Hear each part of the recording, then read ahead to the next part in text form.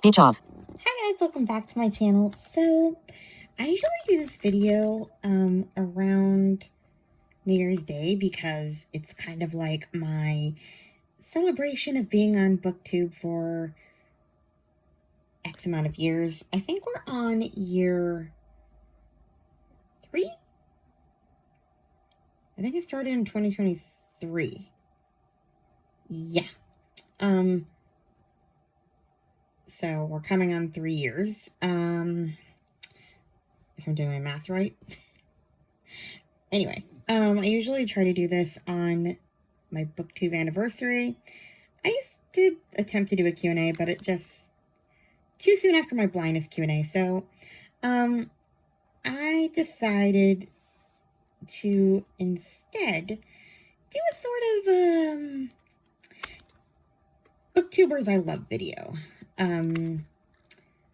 Kind of the booktubers that I've watched a lot throughout the year, kind of shout them out, say a little something about each one.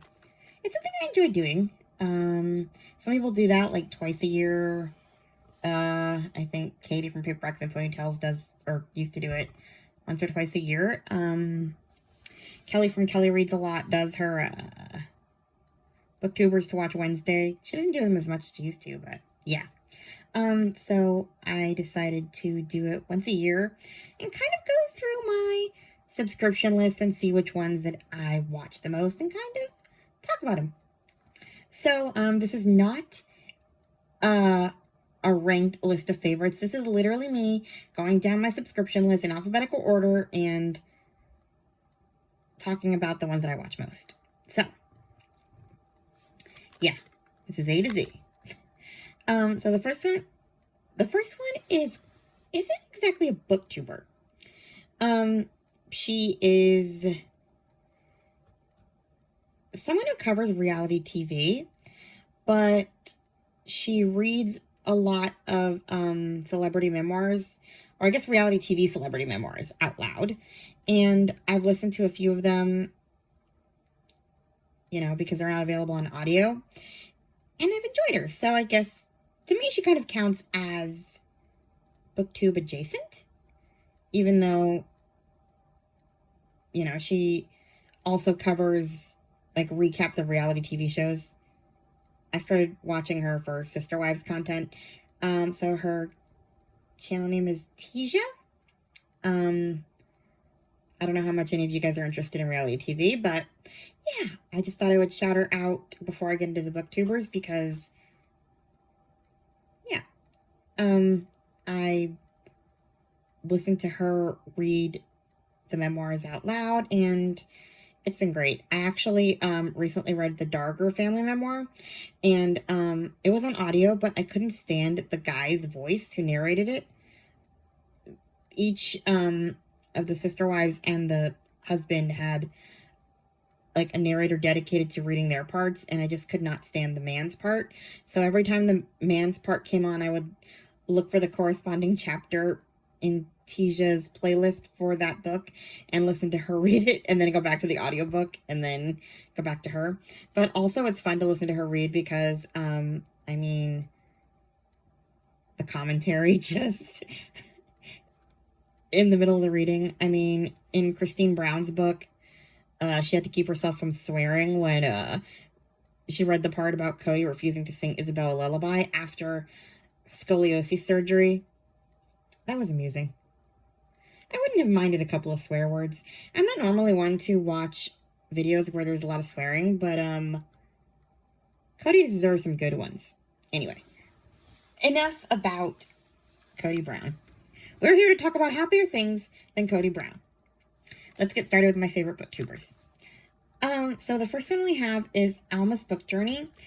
Like I said, this is just going in alphabetical order, except for Tija because she's BookTube adjacent. But yeah, so Alma, she is a big historical fiction fan. She loves World War II historical fiction like I do. She likes fantasy, which I'm not super into. Oh yeah, I'm going to be plugging this book that I've been trying to get my World War II historical fiction fans to read The Medallion by Kathy Gulke. And I think Alma would like it. It's about two couples. One of them, actually, they're both kind of infertile. And one of them is Jewish, has to give up her child to protect her, that kind of thing. Gives her a medallion so that when they meet up again, and you can kind of guess where it goes. She ends up with the other couple. It is not as cheesy as it sounds, I promise. There is nothing cheesy about this book. It is tragic. I mean, it's World War II. This ain't cheesy. So yeah, I've been bugging some of my World War II historical fiction fans to read this book. So yeah, Alma is the first one I'm going to bug in this video. Next, we have Chloe from Always Booked. I think we have the most bookish overlap lately, weirdly enough. She ends up being tagged in almost every one of my videos because basically I tag everybody I mention in videos. I'm not even it's not even like a hint to watch them. It's just what I do. Like, I'm not tagging you because I expect you to watch every single video that I do. I mean, do I like a comment now and then? Sure. But I know in Chloe's case, I tag her way too often. It is just that I hear about books from her. Like, I end up tagging her in my What I Add to Goodreads videos or my wrap-ups because I always end up reading something she recommended or talked about in her new releases video. She's also one that's going to make me go broke at some point because every month she does this huge list of new releases that are coming out, and I pre-order almost every single one that I'm interested in. So yeah, she probably makes me spend the most money. She's a recent fan of World War II historical fiction. I mean, maybe not like super recent. I mean, I don't know if she liked it before, but I've seen her read it more lately than she's done in the past.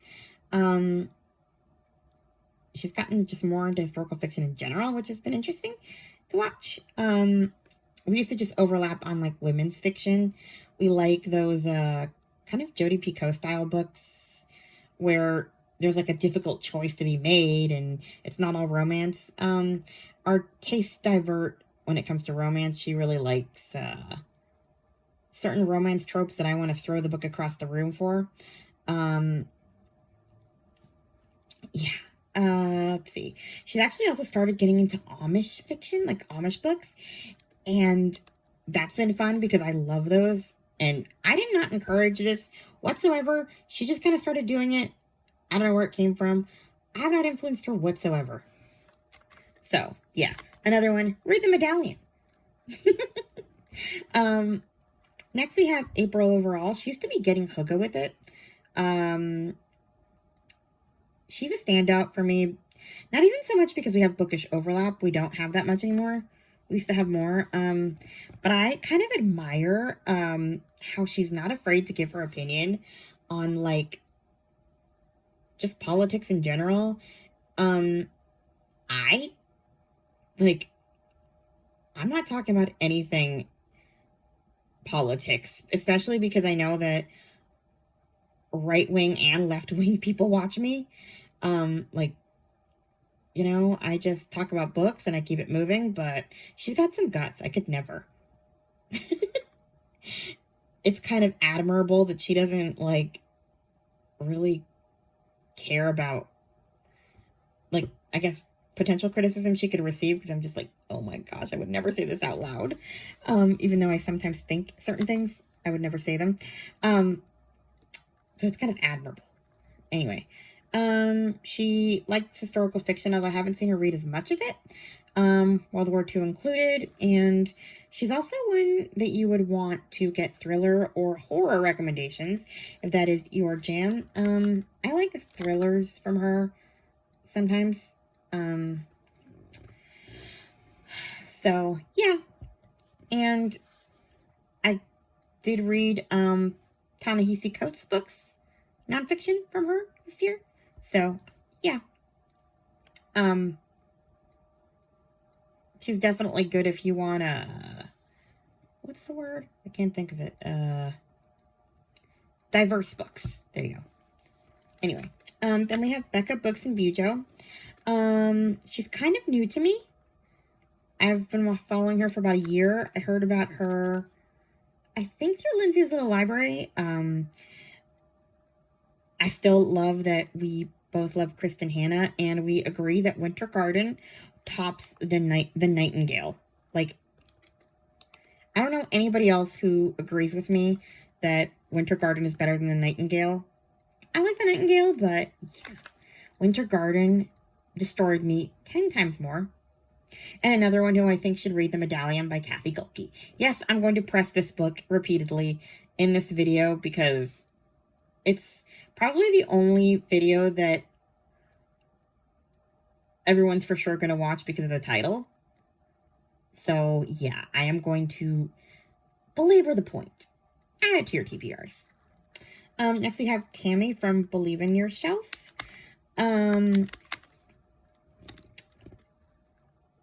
She likes mysteries from what I know. It's hard to give her taste. She likes emotional reads too. I know she does some historical fiction. And a lot of her books are books I've never heard of, and they're kind of older, like that are hard to get. But I will say that she talked about, I think, the Heartwood Hotel series. I got it for this kid that my mom used to nanny for Christmas, and she's already into book 2, and it's only been like 2 days since she received them. She's a real bookworm. She's 8. So yeah, Chloe and Tammy both talked about these books and how great they are. I may need to read them myself. But yeah. I also heard about, what's that author's name? I'm blinking out on her name. Shipstead? I don't know. That's gonna make me crazy. But it's an author that wrote about, one of her books was about a woman who has Lou Gehrig's disease and maybe bawl my eyes out, you know, because we see her kind of go through that.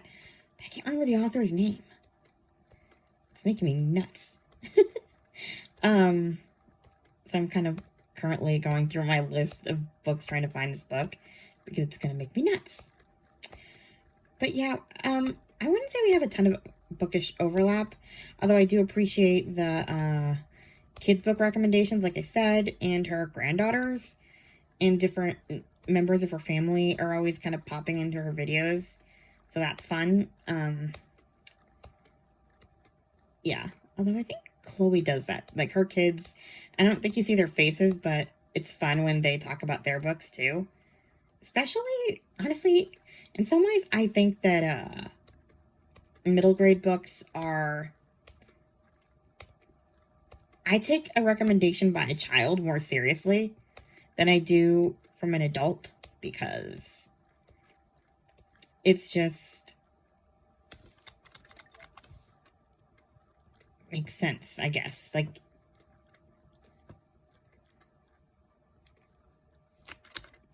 you know.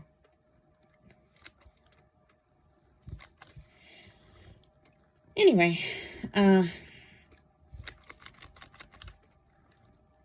Viola Shipman, there you go. That was going to make me crazy. That was the author that I was thinking of that Tammy introduced me to. So, yeah, back to regularly scheduled programs now that the mystery has been solved. Not that you care. Next we have Renee from Beyond Books. So this is kind of funny. She always has her dog on her videos, and every time she introduces her dog, she always talks about a certain dog treat. But first time I watched her videos, I'm blind, so I did not realize she was talking about a dog. And I was hungry, and she's talking about chicken, like some kind of fruit flavored chicken or something. I don't know, chicken with some kind of jam, or I don't know. It was something that sounded really good in the moment, and I was looking up the snack trying to see if I could find it, and come to find out it's dog food, and I'm like, oh my gosh. Anyway, she had me on a wild goose chase looking for this really cool sounding snack, and it was dog food. So yeah, that's just thought you'd find that amusing. We don't really have much bookish overlap, but now every time I watch her, I just laugh at the dog treats. Next we have Jen from Bookish Blonde. I know for sure I heard about her from Lindsay's Little Library. They read similarly, historical fiction, a lot of thrillers. So, yeah. I always confuse her voice with Becca's. So last year I meant to talk about her, and I think I only talked about Becca, and then I felt bad because I know I was forgetting someone. That's why I get those two, their voices confused. Fun. Next we have Book Lover Amanda. Great accent. I occasionally play a non-alcoholic drinking game when I watch her videos. I take a drink every time she drops books. It's just funny. She likes historical fiction, including World War II, and she's another one who I'm pressing The Medallion by Kathy Gulke on. She's a crier, and criers tend to give me anxiety, so I do appreciate when she gives you a warning that she cries in a video, because then I can avoid it instantly. Don't ask me why. I just instantly get anxiety when anyone cries, even if it's for a good reason. Yeah. I hear you cry. I am running in the opposite direction. Don't expect a hug. Ever.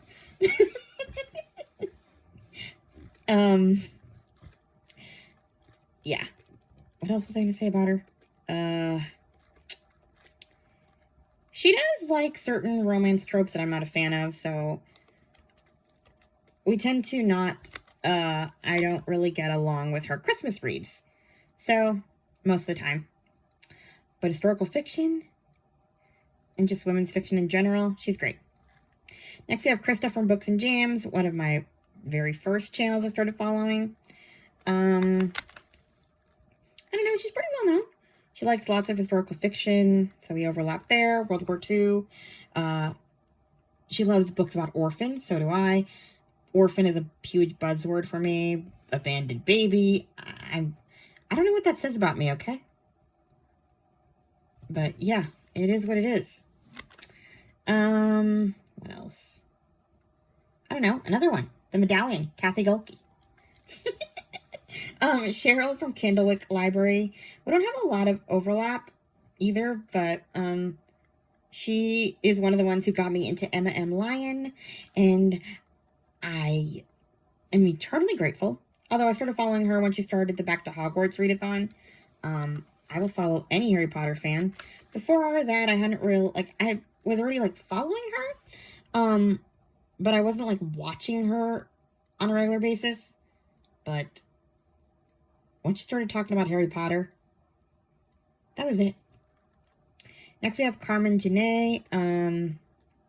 She is one of the few Kathy Gulke fans I actually know, who is not, and another one I'm pressing the Medallion onto. I've been bugging her to read that one for a while, especially because she likes Kathy Gulke. But yeah, she reads a lot of other stuff too.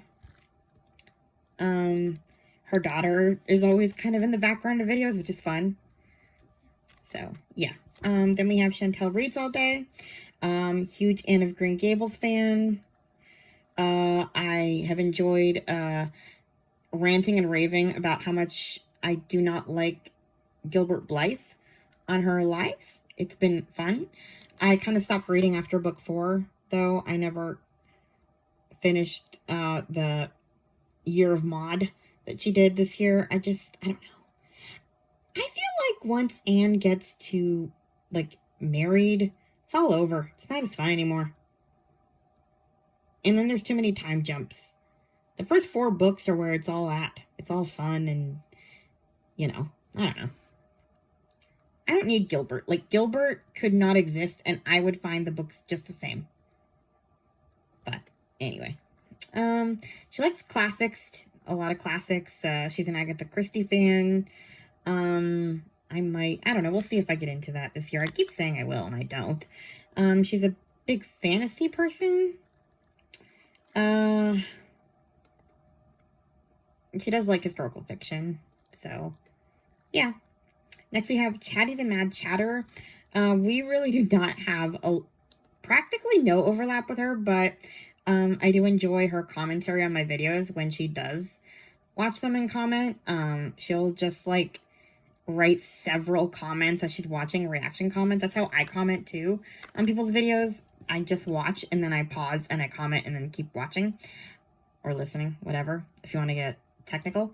So yeah, we do like Nevermore and Amari and the Night Brothers. And by the way, I finally am able to read Kitty. It's finally out in the US, although they changed the title here. It's called A Glimmer of Change, which, okay, fair enough. Probably a better title than just plain old Kitty. So, honestly, I might read it this year, even though December, I'm usually strictly holiday books, but I was so excited to see it that I may change my stance on that. Next, we have Lou from Christian Faith and Fiction.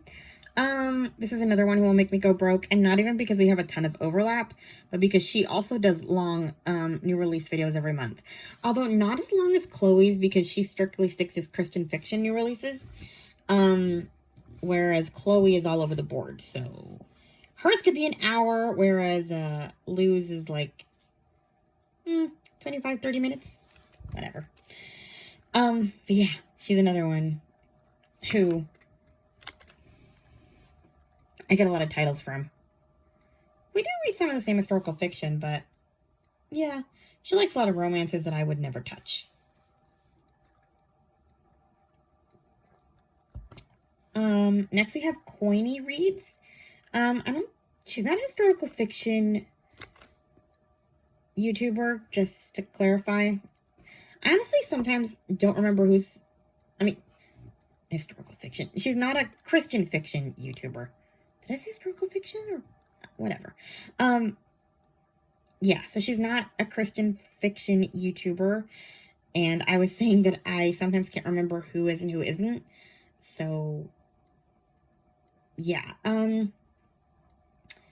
can't remember where I found her, honestly. It might have been through the Book Talk Etc. podcast. I'm not sure. But in any case, she likes the royal family a lot. Like, she likes books about the Queen and, like, Old England, which is not really my thing. But she is great if you want a Jane Austen retelling. I've bought a few because of her. So, yeah. Next we have Ellen Made Book Club. Her taste is eclectic. I never kind of know what I'll find with her. She kind of likes everything. Thrillers, historical, whatever strikes her fancy, I think. I don't know. It's really hard to pinpoint, which is probably a good thing because you should read eclectically. And I tend to not. I tend to stick to my favorites, and, she does like a good thriller, though. And, she's very into the books with a lot of plot. I will say that. But she also does a Frederick Bachman, which I've never really wanted to touch. I don't know. Next, we have M's Books Are Everywhere. I don't think we really have any overlap at all. Much. But she introduced me to the Guiding Emily series. So, yeah, she'll make this list every year just on that alone. It's really hard to find books about blind people that are actually good. And I think everyone should read this series, the Guiding Emily series. There's actually 2 different months that are considered, like, Blindness Awareness Month. We have January, which is more focused on total blindness and Braille. Louis Braille's birthday is on January 4th, so people talk about January as Blindness Awareness Month, but then we have October, which is Visual Impairment Awareness Month. So each Guiding Emily book seems to come out in January, though, so that's when I'm going to read this next one. Book 6. It's a really good series. So, yeah, go read that, too. Next, we have Gloria Z. Thompson. She likes historical fiction, but I must say, she's one of the hardest critics I've ever seen. It can go both ways for me, because sometimes if I really love a book, I get annoyed when it's criticized. But then when she praises a book, I really pay attention, because if she endorses a book, you know it's a good book. And like, she's a hard critic. So if she says it's good, it's probably good. Next we have Heather Waterbear Reads, or anyway, she's another classics girl. She talks a lot about kids' classics in particular. She's kind of someone you want if you want like something cozy and sweet, kid-wise. I found a lot of gems through her. Her books that I always meant to read, like The Wind in the Willows. I never finished it as a kid. I finished it now. I can't say I loved the whole thing, but it was okay. And she does chapter titles. Each book is a different, like, chapter in the video, which helps because sometimes not really into it. Anyway, next we have Anne from In Search of Wonder, another classics fan, and a Kathy Gulke fan. Read the Medallion. She's also met her, which I am so jealous of. I'm pretty sure I saw a video recently that she met Kathy Gulke. Very jealous. And she has some great rants, which is fun, even though we don't have a lot of overlap. Next we have Jeanette from Jane Reads. I have been following her for a while, but I didn't pay that much attention to her, and I've recently started paying more attention to her. I don't really know why, honestly. She's just gotten into more stuff that I'm into. A lot of historical fiction, and she started like spotlighting different authors. And I started watching those where she talks about everything an author has ever written. So, yeah. I don't know. Next we have Jen's reading life. Our tastes don't overlap really at all. She reads a lot of cozy mysteries, and she kind of reminds me a little bit of Tammy from Believe in Your Shelf. Just obscure books that I've never heard of. She's also another one who introduced me to Emma M. Lyon, which I did love. And I'm very upset that the audio wasn't out when she was doing her read-alongs. She did like a whole read-along and had like a live with it every month. I need to go and watch them, even though that I didn't get to participate in it at the time.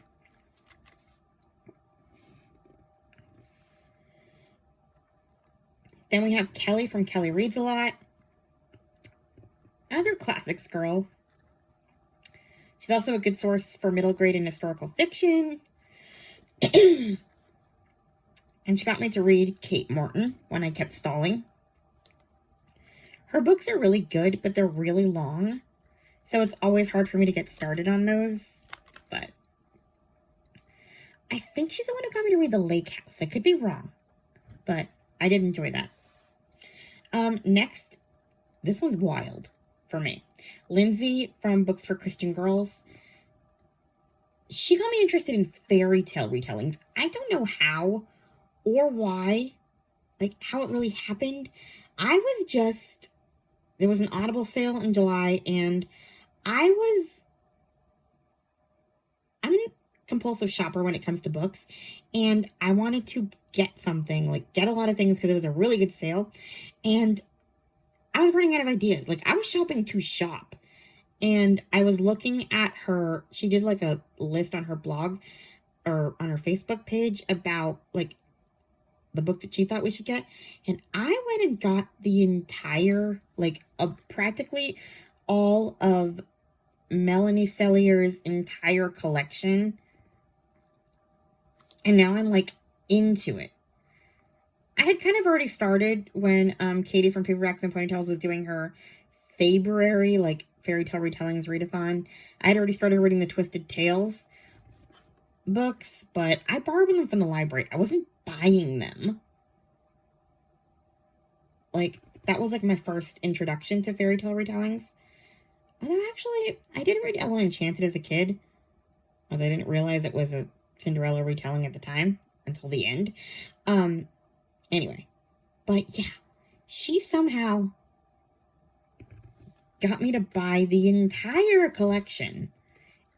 And I'm not reading them all at once the way she did, but I'm slowly going through them and I'm enjoying it.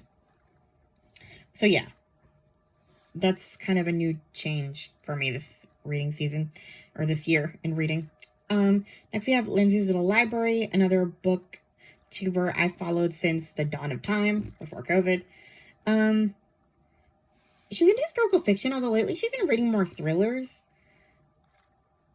So yeah, I don't know. We don't have as much overlap as we used to, but that's okay. Next we have Lizzie Faye Loves Books. She does Amish in April. Actually got to be on her live last year for it, which was exciting. I've never been on a live, like, as part of, like, talking to people on a live. I've been in the chat, but anyway. I think I was a weirdo because I like Amish fiction. Come to find out, there's a whole readathon on it.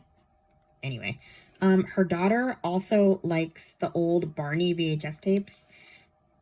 And yeah, I was a huge Barney fan as a kid, and I find new Barney to be annoying. His voice is annoying. Why they don't stream the old Barney is beyond me, okay? Like, get the Barney from the 90s and stream it. Like, why are they only available on VHS? It's a crime. We just have this new Barney and new people and their weird new dinosaur named Rex. And okay, you're not here to talk about Barney, are you? She likes mysteries and she does some historical fiction. Honestly, really, our big overlap is Amish books. And the Dawn of Annaleer Christmas books. So, you know. Next we have Luminous Libro. I forgot to write down your name. Sorry. She always shouts out someone randomly at the beginning of videos, which is nice. And we both like the Witchling series. And she's also another one who does chapters for her wrap-ups. Like, each book title has a chapter, so I can skip right to the one I'm interested in, which is nice. Next we have Miriam Elizabeth Reads.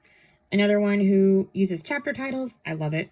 Her taste is pretty eclectic. She likes classics, historical fiction, stuff like that. She usually has huge book hauls, and lately she's been having huge wrap-ups because she's not posting as much, but that's fun. I love a huge book haul. Then we have Oshina Reads. Her channel is now Oshina Reads Company or something.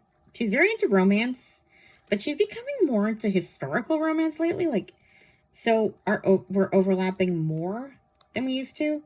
I used to kind of bypass her because I am not into the majority of romance tropes. A romance has to be really good for me to be, like, it cannot have an obvious trope. And it needs to be, like, not the main plot of the story. So we do not overlap. Like, we hardly ever do overlap. But now it's, like, a bit more because she's becoming more interested in I can't speak. She's becoming more interested in historical fiction, so that's been interesting to watch. And I might try to participate in her reading challenge this year. We'll see. Next we have Shannon, I think it's her name, An Old American Spirit. She's your girl if you want a Regency romance, which I actually do like as far as romances, because I can excuse some sexist behavior for the times, and like an arranged marriage would make sense, and just like outdated behavior and stuff like that, like tropes of that kind, I can excuse for the times and I can enjoy it. It's so weird. Like, I hate enemies to lovers, but I love Pride and Prejudice. Like, I do not hate Mr. Darcy.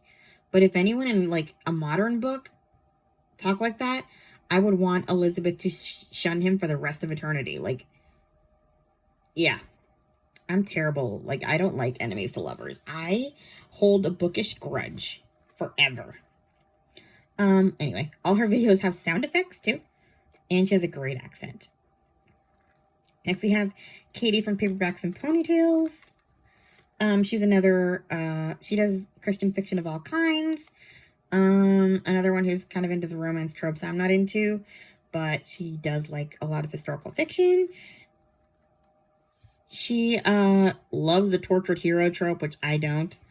Hence why I have not, done a review for Every Hour Until Then, because I hated Austen, and I just feel like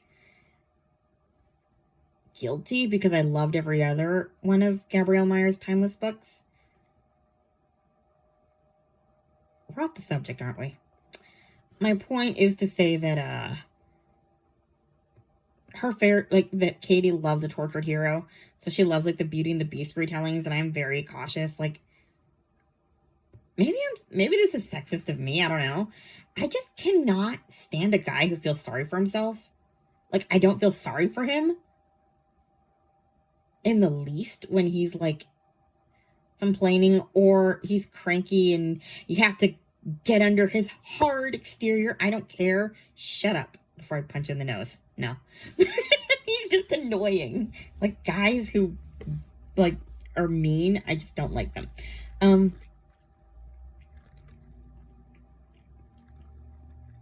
That was a tangent I didn't expect to go in. Anyway, she's a big fairy tale retelling fan. She does a whole readathon on it, which is fun. I participated this year. And I'm going to participate in 2026 too. She does it. Although, I'm probably going to be reading more than just that. Like, just during that month. But maybe not Beauty and the Beast retellings. I do not have much interest in reading I think there is a Pepper Basham Beauty and the Beast retelling or something. Anyway, next we have Tales and Treats with Tay. Another one who has funny commentary on my videos. She does like, she reacts live, which is fun. It's like the old Twitter days when people used to live tweet TV shows. That's how she watches my videos. You just get commentary as she watches. It's fun.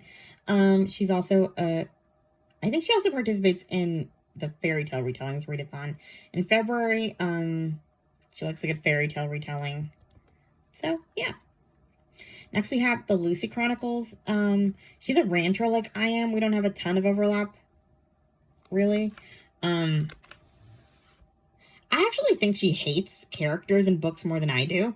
I was listening to her talk about the Timeless series, and she hates people that I actually liked in the Timeless series, but I've been meaning to actually like go through the first 6 books that we have out so far and really deep dive and talk about the good, the bad, like what I think really, without, because like my reviews before were like very trying not to be too spoilery, but spoilery enough to understand my thoughts.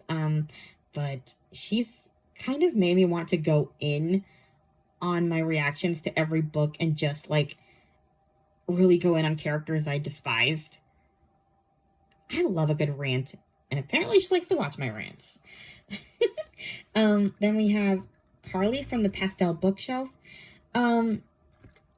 She's a new find for me. She is a big spooky reader, kind of horror, thriller, spooky. But I enjoyed her spooky season recommendations. I got a few good Halloween books out of her that weren't too terrifying. Next we have Tina Books. She's the host of Book Talk, one of the hosts of Book Talk. Oh my gosh. She is one of the hosts of the podcast Book Talk, etc. Honestly, I wish I could edit. This is so bad, but I'm not doing this over. This is too long. You'll have to excuse my babbling. Anyway, it's been fun to be able to tag her in particular when I talk about books that I heard about from her or the podcast. Although the podcast itself also has a YouTube channel, I think. I never understood the whole podcast and YouTube channel. Like, what's the difference? Like, why are podcasts on YouTube now? And why are they called podcasts? And why aren't they just, like, aren't they videos? So, that whole concept is confusing me. Because it's like, now you're mixing the two things. So do I have a podcast then? Even though I'm not on Apple? Because I'm just talking into a phone? I don't know. Whatever.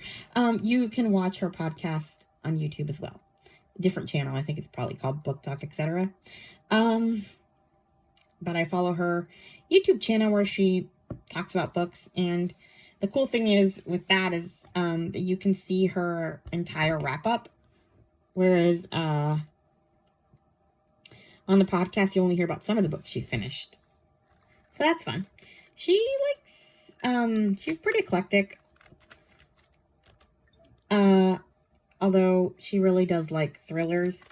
When her and Renee did the podcast together, they were super big on thrillers. Now she's doing it with Hannah. So yeah. Anyway, those are all the channels that I have been religiously watching this year. I hope you enjoyed my rambly shout outs. I hope this wasn't too long. Please like, comment, and subscribe. Hope you guys had a very happy holiday. And I will talk to you guys in the next video.